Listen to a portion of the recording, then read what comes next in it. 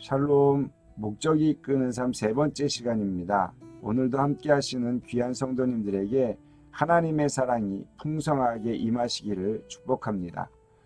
오늘의 주제는 나는 왜 이 세상에 존재하는가에 대한 세 번째 시간으로 나의 삶의 원동력은 무엇인지 묵상해 보는 시간을 갖도록 하겠습니다.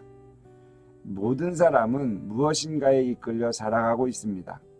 이끌다 라는 동사는 길을 인도하다, 통제하다 또는 방향을 제시하다 라는 정의를 내리고 있습니다. 예를 들면 자동차를 운전하든 못을 박든 골프공을 치든 우리는 그 순간 그것을 인도하고 통제하고 방향을 제시하고 있는 것입니다. 그렇다면 우리의 삶의 원동력은 무엇이 있을까요?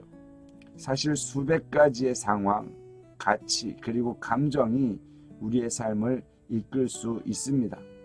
하지만 이 시간에는 가장 보편적인 것 5가지를 생각해 보려고 합니다. 첫 번째, 죄의식으로 많은 사람들이 죄의식에 의해 끌려다닙니다. 그런데 이 죄의식은 미래의 것이 아니라 과거의 기억에 의해 조작된다는 것이죠. 그래서 이런 사람들은 과거가 미래를 지배하도록 내버려두는 사람들입니다. 첫 번째 살인자 가인을 잘 아시죠? 가인이 죄를 지었을 때 그 죄의식은 하나님의 임재로부터 멀어지게 했습니다. 여러분 꼭 기억하십시오. 우리는 과거의 산물이지만 과거에 갇힐 필요는 없습니다. 하나님의 목적은 우리의 과거로 인해 제한받지 않기 때문입니다. 그래서 여러분, 모세는 살인자에서 지도자로 바꾸셨고 기드온은 겁쟁이에서 용감한 영웅으로 바꾸신 것입니다. 이처럼 우리의 과거가 어떠하든지 앞으로의 남은 삶을 통해서 엄청난 일들을 하실 수 있는 것이죠. 그래서 시편 기자는 고백합니다. 시편 32편 1절인데요. 거기에 죄의식에서 벗어난 사람이 복되다 말씀하십니다. 우리 한번 시편 32편 1절 말씀을 같이 한번 읽어보실까요? 허물의 사함을 받고 자신의 죄가 가려진 자는 복이 있도다. 사랑하는 성도 여러분, 하나님은 사람들이 새롭게 시작할 수 있도록 해주시는 분이심을 믿고 우리의 죄의식을 모두 벗어버리시기를 소망합니다. 두 번째는 쓴뿌리로 많은 사람이 원한과 분노의 쓴뿌리를 씹으며 살아갑니다. 이들은 상처를 입은 곳에서부터 벗어나지 못합니다. 용서를 통해 고통에서 벗어나는 대신 머릿속에서 고통의 순간들을 계속 되풀이하는 것이죠. 이렇게 원한을 품고 사는 사람들은 결국 여러 가지 모양으로 분노를 표출하게 되는 것입니다. 반드시 기억해야 합니다. 우리가 원한을 품고 상처를 계속 싸매고 있는 한 우리의 상처는 계속 상처로 남고 그 상처는 결코 회복될 수가 없다는 것이죠. 여러분, 과거는 과거일 뿐입니다. 따라서 우리 자신을 위해 가장 좋은 선택은 과거에서 교훈만 얻고 잊어버리는 것입니다. 잘못된 길로 인도하는 쓴뿌리를 제거할 수 있기를 바랍니다. 세 번째는 두려움으로 많은 사람들이 두려움에 이끌려 살아갑니다. 두려움은 스스로를 가둬놓는 감옥과도 같은 것입니다. 그 감옥은요, 우리가 하나님이 원하시는 사람이 되는 것을 막는 곳이기도 하죠.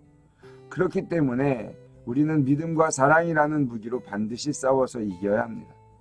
그래서 요한일서 4장 18절은 다음과 같이 말씀해 주십니다. 우리 한번 같이 읽어보실까요? 사랑 안에 두려움이 없고 온전한 사랑이 두려움을 내쫓나니 두려움에는 형벌이 있습니다. 두려워하는 자는 사랑 안에서 온전히 이루지 못하였느니라. 사랑하는 성도 여러분, 그리스도의 사랑 안에서 두려움이라는 감옥에서 벗어나실 수 있기를 소망합니다. 그리고 네 번째는 물질로 많은 사람들이 물질에 이끌려 살아갑니다. 사람은 누구나 획득하고자 하는 욕구가 있습니다.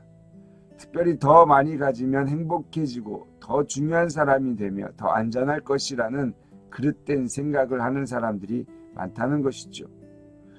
그러다 보니 항상 더 많은 것을 얻고자 하는 마음이 우리의 삶을 지배하는 것입니다. 그러나 우리가 잘 알기를 원합니다. 진정한 행복, 정말 중요한 삶이 되는 것, 진정한 안전은 우리를 창조하신 하나님 안에 있을 때 참으로 누릴 수 있는 것들입니다. 돈을 사랑함이 일만 악의 뿌리라고 했습니다. 저와 여러분이 물질이 아닌 하나님 말씀을 사랑하는 자들이 되시기를 바랍니다. 마지막 5번째로, 많은 사람들이 다른 사람들의 인정을 받기 위해 살아간다는 것입니다. 그래서 누군가를 만족시키기 위해 노력하는 삶을 살아가게 되는 것이죠.